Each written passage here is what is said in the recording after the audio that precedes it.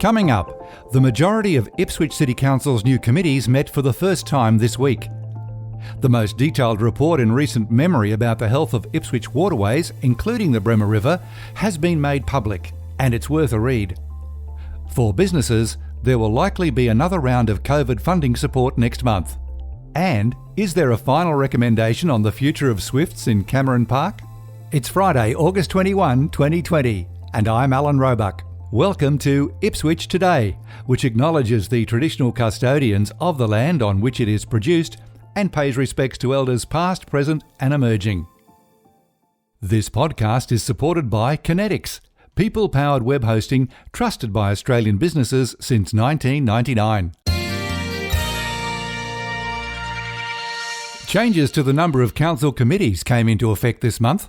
There are now 6 committees: Community, Culture, Arts and Sport, Economic and Industry Development, Environment and Sustainability, Governance and Transparency, Growth, Waste and Infrastructure, and the previously established Ipswich Central Redevelopment Committee. A mayoral minute in May asked Council to provide a report on the state of Ipswich rivers and waterways. The committee was presented with 3 individual reports this week, which highlighted the complex nature of the city's waterways and the number of players involved. Council was advised it was only one player in the broader management of waterways and catchments governed by no less than 12 different acts. Council's Manager for Environment and Sustainability, Kay Kavanagh, gave an overview to the meeting. This morning's report is around the Bremer River and Ipswich waterways, and as Councillor Milligan has pointed out, is in response to the mayoral minute presented to Council in May 2020, seeking a full report on what Council's roles and responsibilities are in the management of our waterways, and also some of those high-level actions and investment priorities. The Bremer River and Waterway Health Report provides an overview of our legislative framework in which we work, the key stakeholders and their roles and responsibilities, the health status of the Bremer River, and the priority investment actions to help improve the health of our waterways. Some of the key takeaways from the report are that there is a wide range of Commonwealth and state legislation and policies that cover the management of waterways. There are a number of groups, government agencies and regional bodies that all play a part. Since the commencement of the South East Queensland Ecosystem Health Monitoring Program and the annual report card in 2001, the Bremer River estuary has rated relatively poorly for waterways in South East Queensland, often receiving an F to a D rating, and the freshwater reaches tend to rate just slightly better with a D to C grade. Some of the key drivers for poor waterway health are high nutrient loads, high turbidity or sediment, low dissolved oxygen, lower than expected fish and invertebrate diversity, and poor riparian vegetation. The Waterway Health Report also includes some recommended high-level investment priorities. These priorities consider increased resourcing for compliance for erosion and sediment control, an increase in the delivery of our waterway restoration projects such as planting along riverbanks, and supporting landholders to manage waterways on their private properties. The second report that's presented as part of this is the Waterway Health Strategy. So that strategy has since been renewed from the original strategy in 2009. The strategy provides a framework for citywide and subcatchment-based actions to improve the health but also accessibility to our waterways. And the key actions are themed around channel management, riparian corridor management, wetlands and floodplains, and community engagement. Supporting these 2 documents is a background report, and the background report is a comprehensive capture of best practice data, studies and other information that's relevant to management of waterways in Ipswich, and is a key informing document for the development of the strategy. So overall, the 3 reports presented today provide a framework to support Council in prioritising investment and our actions to move forward in improving waterway health in Ipswich. Mayor Teresa Harding had prompted this report through a mayoral minute. Whilst I move this as a mayoral motion, Chair, I know in discussions with the councillors there was, and during the campaign this was our river, and I may be quoting you, or misquoting you, Councillor Madsen, for calling it a working river. I think I've heard you called the Bremer River a working river, because it has been a working river over 160 years. And last year Ipswich author and historian Margaret Cook released a book called River with a City Problem, which I think was it's a brilliant book that I read over Christmas. I know a lot of people have read the book, but it does show that there's... And so I was, I guess, a little bit confused as to how the magnitude of how do we fix a river. It's not something I've ever done before. And in reading this report from council officers, I can see that there are 12 acts of Parliament that cover our rivers. There are 11 organisations involved. And sort of going through the maps, there are certainly 4 catchment areas that we have in our city. And if I look at page, I think 22, 149 and 23, I was going to read a paragraph there because it shows the scale of what we're looking at. It's not a quick fix. It says it would be reasonable through targeted long-term investment to aspire to achieving a report card of grade C or C+ in the Bremer. Based on an understanding of previous actions, this may take at least 20 to 30 years for action now to come to fruition.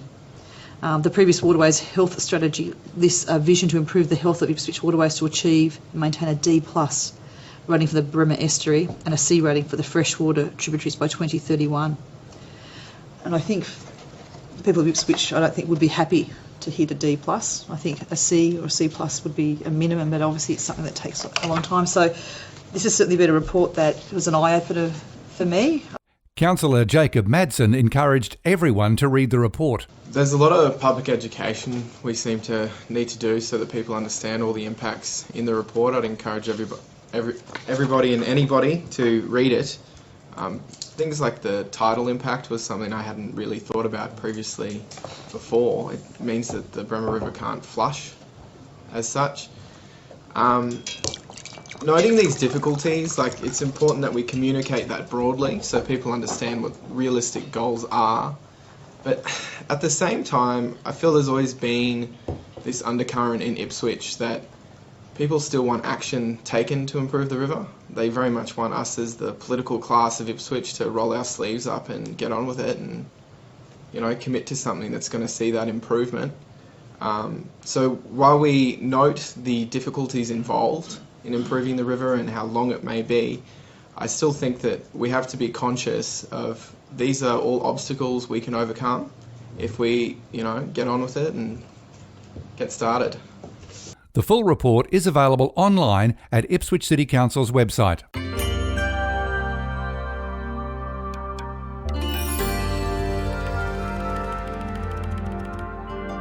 The ongoing and somewhat prickly issue of the proposed sale of a council asset to Swifts in Cameron Park was back on the agenda. At this week's inaugural meeting of the Governance and Transparency Committee, the item was first up. CEO David Farmer gave an update to the meeting to open discussions. The Mayor and I and Council Officer met with the Chair and another representative of Swifts approximately 3 weeks ago, would it be, Mayor?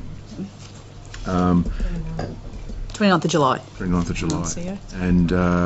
And went through a range of options, and we committed to provide some feedback to them, and I wrote a letter to them at that point in time and said if the council did choose to go to community consultation on this process, on potential sale of this asset, these would be the basic terms and conditions that we would follow. Mayor Teresa Harding went on to read part of the letter sent recently to Swifts. I think no matter what decision is made here, we're going to have residents happy and upset. Is it okay if I read? Yeah, that would be fine. Is it okay, Chair? In a letter that the CEO sent on the 7th of August, it did state that, I guess if we were looking at option 3, Council will coordinate this community consultation on the proposal to dispose of the facility to Swifts, which will be subject to the reasons behind Swift's desire to purchase the facility and its proposed plans to support the disposal. Swifts will need to provide all relevant information requested by Council in order to deliver an open, ethical and transparent community engagement process that meets the expectations of the members of the public and local residents and helps them make an informed decision on the proposal. An open and accountable process will ensure the public understands Swift's future plans for the site, as well as other implications of Council's disposal of this asset to your organisation. It is particularly important to outline any planned changes to the facility or operation of the club that will impact neighbours. There has been some debate during this process concerning the potential involvement of third-party organisations such as East Leagues. If this could be addressed from the outset, it will assist in the streamlining the consultation process and ensuring transparency. The board would need to be available for any consultation or engagement with the members of the public on this matter, and also provide information to respond to any reasonable requests made by the public. Provided that Swifts commit to the above requirements, and given your advice that the club's intention is that the current footprint of the facility will remain, and with a number of comparatively modest adjustments to improve functionality, there will be no requirement for the master plan. As you might appreciate, Council did not support the disposal based on the outcomes of the previous community consultation led by Swifts. This was on the basis of feedback from stakeholders that the process did not meet reasonable expectations of a community consultation process, in particular that the public were not fully informed. So I just thought it would be, I think when we put this up to the ordinary council meeting, Chair, if we could put that letter, I think it will be good for all parties to be aware of that. Deputy Mayor Marnie Doyle was seemingly frustrated she could not find out how the proposed footprint size was originally determined. Thank you. Can I just, through the Chair, clarify one thing? In the discussions with Swifts, have we confirmed the footprint, the size that they're happy to take?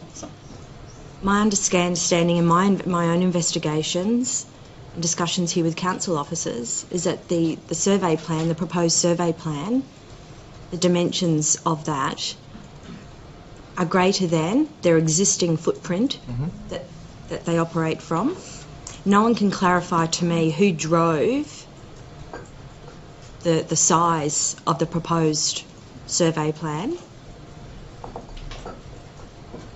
So I want to make sure that we understand if we move forward in the sale of an asset that a new survey plan would be required, a new proposed survey plan to bring it back to their existing footprint. CEO David Farmer responded. Well, the detail of what we would go out with would be absolutely explicit in the community consultation, and we can confirm between now, should the committee recommend that we go out to community consultation on sale, before the council meeting we will confirm detail of an exact footprint, or essentially if it's unsurveyed, but a fundamentally an approximate footprint prior to survey to confirm to go out on consultation with. I think the community doesn't need that lack of certainty, and that sort of lack of certainty in consultation is a thing that makes those things fall apart. Deputy Mayor Marnie Doyle again. I see this as a material piece of information that residents absolutely want to know, and it will impact their decision, the feedback they give. There, I believe, will probably be some appetite to move the asset, the ownership to Swifts under the current footprint. But I would suggest there is zero appetite to give any further parkland away. It's a critical piece, and for whatever reason I'm unable to determine who drove the dimensions of that proposed survey plan, and I think respectfully it's where it possibly all went a bit pear-shaped. Ordinary meetings of council have now moved to a Thursday, so the next meeting will be held Thursday 27th of August 2020 in the council chambers and will be live streamed as usual through council's YouTube channel.